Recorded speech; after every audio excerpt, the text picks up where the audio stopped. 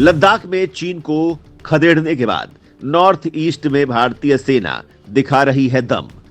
अब अरुणाचल में चीनी दावों का तिलिस्म तोड़ने के लिए तीनों सेनाएं हुई तैयार।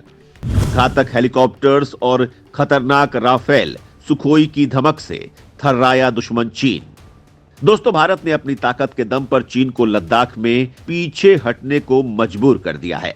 4 साल तक कंफ्यूजन में जी रहे चीन की अकड़ निकालने के लिए भारत ने दमदार तरीके से काम किया। इसके बाद चीन को पीछे भागने के अलावा कोई रास्ता नहीं दिख रहा था। लेकिन लद्दाख में मामला शांत होने का मतलब यह नहीं है कि पूरी LAC पर शांति कायम हो गई है। चीन भारत के अरुणाचल में भी दावा करता है। दरअसल जब चीन तिब्बत में कब्जा कर रहा था तो भारत का मौजूदा नेतृत्व चीन का समर्थन कर रहा था। लेकिन तिब्बत पर कब्जे के बाद अब चीन भारत के इलाकों पर भी अपना दावा करने लगा। चीन का दावा है कि जो इलाका तिब्बत का था वो उसका है। हालांकि भारत चीन के इन दावों को सिरे से खारिज करता रहा है और भारतीय एक्सपर्ट्स का साफ कहना है कि हमारा पड़ोसी चीन नहीं है, हमारा पड़ोसी तिब्बत है। चीन खुद ही तिब्बत में कब्जा करके बैठा है और भारत सरकार चीन की अकड़ निकालने के लिए लद्दाख के बाद अब नॉर्थ ईस्ट में दम दिखा रही है। तीनों सेनाएं खौफनाक अंदाज में अचानक इस इलाके में जमा हो गई हैं, जिससे चीन थर्रा उठा है। तो आइए जानते हैं कि आखिर भारत अपनी सैन्य शक्ति के जरिए क्या करना चाहता है। अरुणाचल में चीनी दावों की हवा निकालने का भारत ने बनाया प्लान। तीनों सेनाओं के साथ ठीक सीमा पर शुरू किया पूर्वी प्रहार युद्धाभ्यास।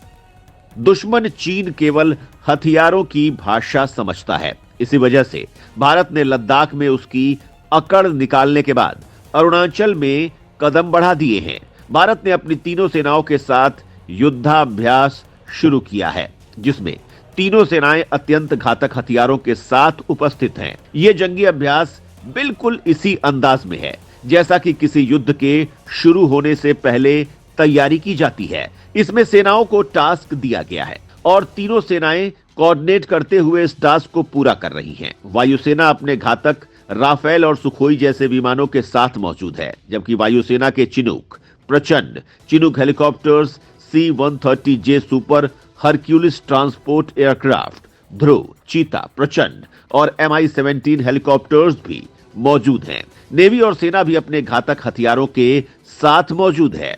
भारत इस इलाके में किसी भी हालात से निपटने को तैयार रहना चाहता है। दरअसल इस इलाके में चीन भौगोलिक रूप से मजबूत हालत में है। ऐसे में भारत को अपनी मजबूती के लिए तकनीकियों का सहारा लेना पड़ता है। इसके लिए यह भी जरूरी है कि भारतीय सेना इन तकनीकियों का इस्तेमाल ठीक से करने में सक्षम हो। इसी वजह से ये युद्धाभ्यास किया जा रहा है। इससे ये पता चलता है कि मौजूदा सरकार कितनी एक्टिव है।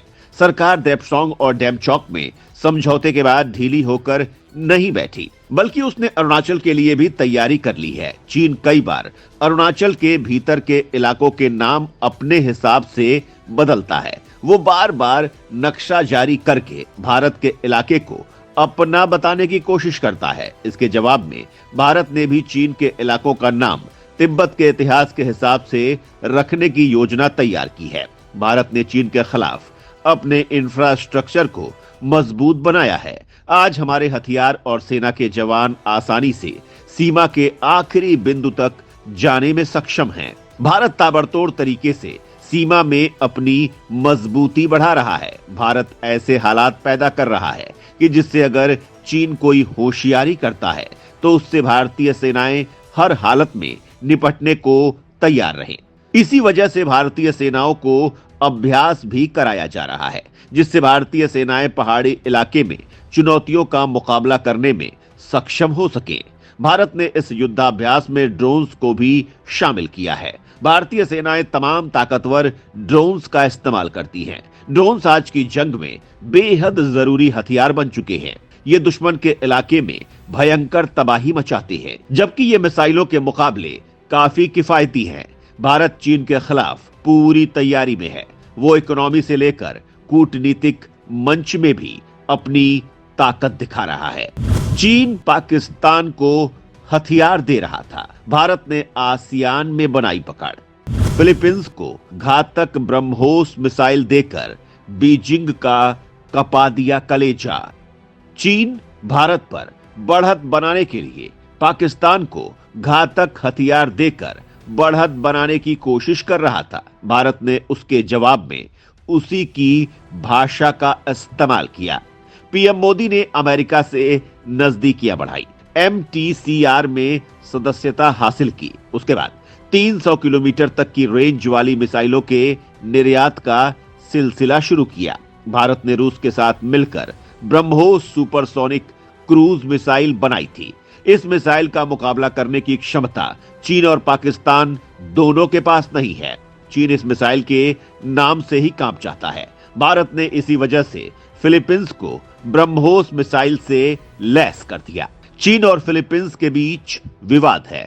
चीन फिलीपींस के समुद्री इलाके में घुसने की कोशिश करता है। अमेरिका और भारत अब फिलीपींस की मदद कर रहे हैं। भारत की ब्रह्मोस को हासिल करने के बाद फिलीपींस की ताकत बढ़ गई है। इसके बाद चीन की अकड़ ढीली पड़ गई है और अब दूसरे आसियान देश भी भारत से इस हथियार को हासिल करना चाहते हैं। वियतनाम, इंडोनेशिया, थाईलैंड और मलेशिया इसकी कोशिश कर रहे हैं। ये सारे देश चीन के अवैध घुसपैठ से परेशान हैं। वो भारत के साथ ब्रह्मोस मिसाइल के लिए बात कर रहे हैं।